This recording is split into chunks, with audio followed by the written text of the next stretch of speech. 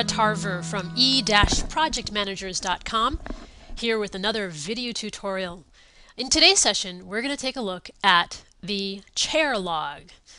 As you can see, I have an Excel file open in front of me, and the chair log is an Excel file. Chair stands for changes, action items, issues, and risks. You'll notice in the tabs at the bottom of this Excel file, there's a worksheet for changes, a worksheet for action items, a worksheet for issues, and a worksheet for risks. One of the first things you'll want to do when you open up the chair log template, which you'll find in the free project management templates repository at e-projectmanagers.com, one of the first things you want to do is save this file as your project name. What I recommend doing is going to the menu option, File, select Save As, and give it a name, which would be your project name. I already have an example here. It says project name. So put your project name, whatever your project name is called, and then chair log. And then I recommend putting the date. So today is January 21st, so I put in January 21st, 2008. And then save the file. Okay, now I already have a copy of this open, so I'm going to go to that file. Here it is. So it says my project name, chair log, and today's date. Of course, now remember, mine says project name. Yours would say whatever your project is called. Okay. Anyway, back to the chair log. After you save the file, you'll want to go in and change the header and the footer. So if you go to your menu option, View, and select Header and Footer, you'll see that in this template, there's some information already written here in the header. Just click on the Custom Header button. And in parentheses, it says project name. You would write whatever your project name is. Just highlight that and type, whatever your project name is. Replacing whatever system, whatever name you have. Just type that in there. I say leave where it says change control log, because that tells you which worksheet you're on. And in the header, you'll notice it says as of date and time. This will automatically be updated every time you print the file. So that's actually helpful information. You'll know what copy, if you have hard copies, is the most current. So after you make your changes here, you'll click on OK. If you want to update the footer, right now I have, I have page 1 of, and then however many pages, but you can put whatever detail you need there. So again, I have page 1 of, let's see, 2 pages or whatever. That will automatically appear. It depends on how many pages are in your document. If you don't want that, you can change it to whatever you'd like for your page numbers. And this is, again, a part of the footer. So once you've changed the header and the footer, in the page setup dialog box, then click on OK. And the header and footer will have been changed for this worksheet. So right now I'm in the Changes worksheet. You'll want to do the same thing for each worksheet. You'll want to go to the Action Items worksheet, click on View, Header and Footer, Custom Header, and change the project name to be whatever your project name is. I've already put in here Action Items and the as of date and time, so you don't need to change those. So do that for the header and the footer. And again, you'll have to do that for every worksheet that's in here. Another important detail about the chair log is that as you are entering data, by default I've set the print area to be, in this case, there are 16 rows, actually 15 because we're not counting the header. Every time that you need to add a row, you'll need to change the print area. So if we went to Print Preview, you can see all the rows that we have here. If I enter data and run out of rows and need to add another row, what I like to do is simply select the format, click on the Format Painter, go down to the next set of rows. I have 2 rows selected, so this will format rows 17 and 18 for me here. I take the Format Painter and I click on that row, and as you can see, it's now given me a similar format to what I have above here. But as you can see by this dotted line in Excel, that means my print area is still the first 15 rows. I'll need to extend my print area. So I'm going to highlight everything in here, go to File, select Print Area, and then select Set Print Area. And now my print area is 18 rows. So remember, every time you add a new row in the chair log, you'll need to readjust your print area. Right now we're looking at the change log, And the change log is actually where you're going to track changes. Now, typically when someone has a change on most projects, part of your communication process will be to have team members submit a change request form. And this is an example that I have here in Word of a change request form. This is also a template that's available in the repository. Just look for change request form, RTF. You can customize this with your company logo, your project name. And this change request form has standard things that you would put on a change request form, meaning if someone has a change that's not already in your project schedule or in your plan, or out of scope of what was originally planned, they would need to fill out this change request form. When this form is filled out, then you would also log it in the change log. So your first change would be change number 1, the date that it's submitted in here, whatever the date is, the name of the person who submits it, a description of the change, which, by the way, you would get from here in the change request form. You'd have your description. The status, if it's open, if it's being reviewed, whatever status you'd like to use to track the status of changes. When you'd like to, the forecast close date is when you would like to have this change either accepted or denied. So that would be a date that you would put in there. And when it is actually closed, you would put the actual close date. Typically what I do when I'm tracking anything in the chair log is as I review it weekly, I'll put a comment in which will have the day's date as a prefix. So for example, today is January 21st, so I would have something like, January 21st, 2008, and I hit Control B to make that bold, and then at the very end I hit Control B to turn it bold off, and then I'll make a comment like, Mr. Whoever is reviewing the change request. Okay, so you can add comments in here. And one of the things you'll want to do is if you right click in the cell for the comments and then select Format Cell from the pop-up menu that appears, you can go to Alignment and select Wrap Text and then click on OK.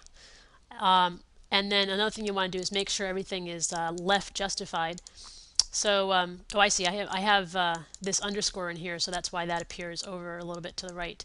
But anyway, you'll want to adjust this, and every time you make comments, you'll just come in here, hit F2, hit Alt-Enter, which brings you down to a new row, and the next time you add a comment, you can hit Control B and then put the next week's date in there. So let's pretend this is next week, and I'll just put, I'm making up a date here. And then I hit Control B to turn bold off, and then I'll put, whatever is happening comment, for this. Now this standard of commenting is something you're going to use throughout all of these chair logs. In other words, a comment column can be used to put in the date, and you can make that bold. That's one of the nice features about Excel. You literally just highlight something, hit the bold key, and it'll be bold, or you can highlight it and hit bold and turn bold off. So for every comment, you can know, you can keep a time log for them. Okay, so this is something you can use on each worksheet. The action item log, the way I have this set up right now is you can see by default there's filtering on here. You can see these little triangles. Sometimes what happens is on a project there'll be so many action items that you'll want to filter out what is open and what is closed. So let's say, for example, we have an action item. I'm going to put in one.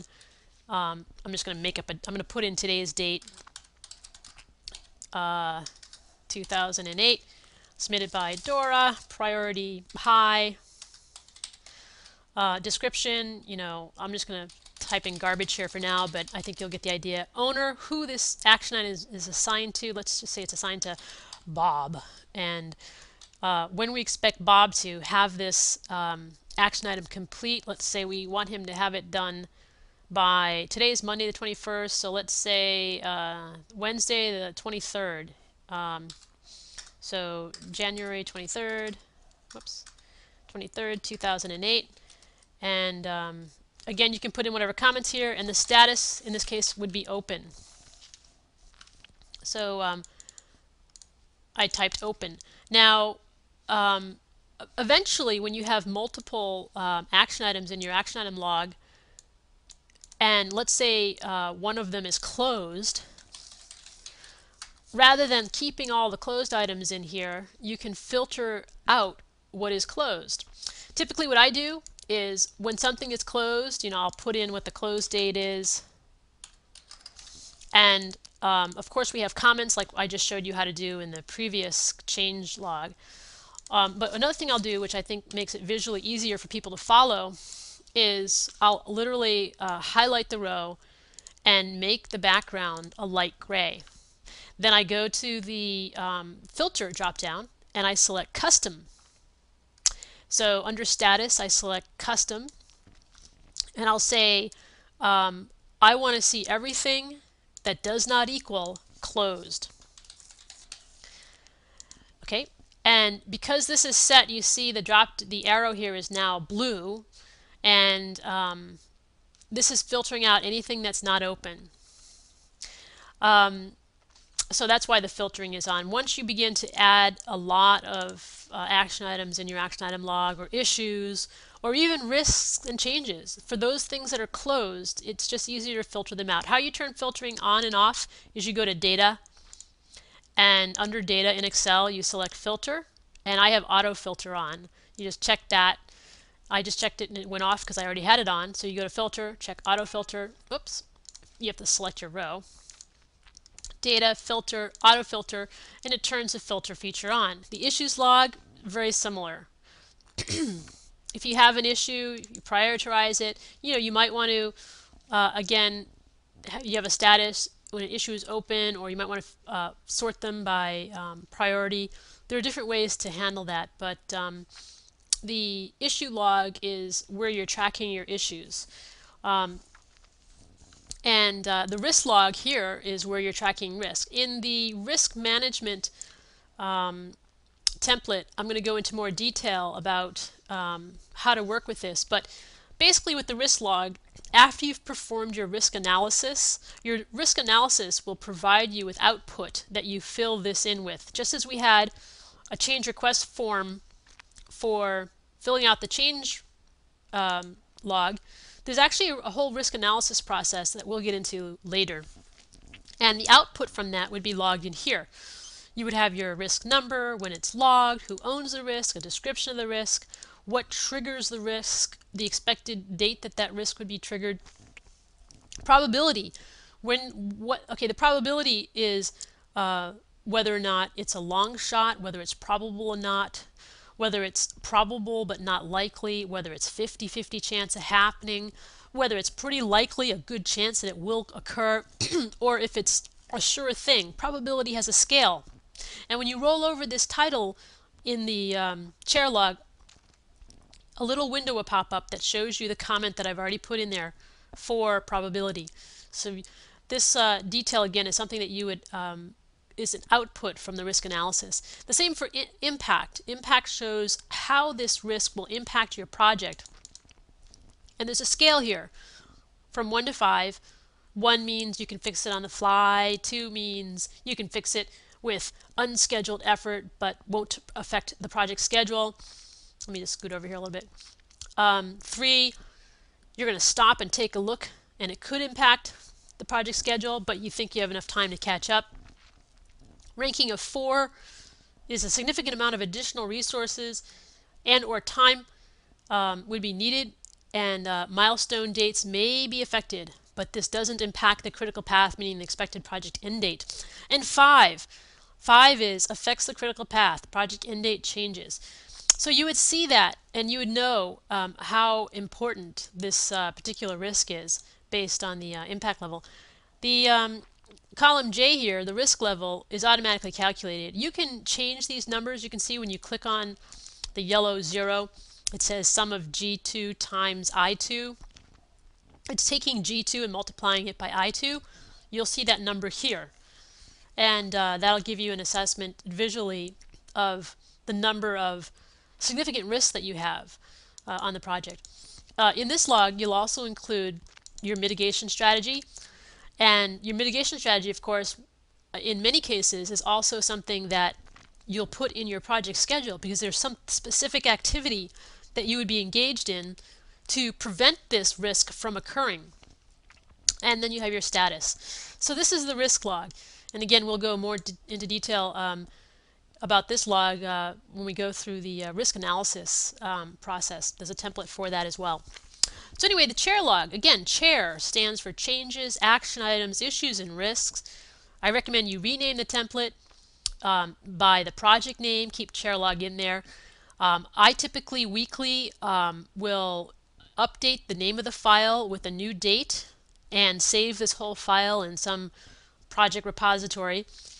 And this whole log, the chair log, is something that you'll bring to status meetings that you have.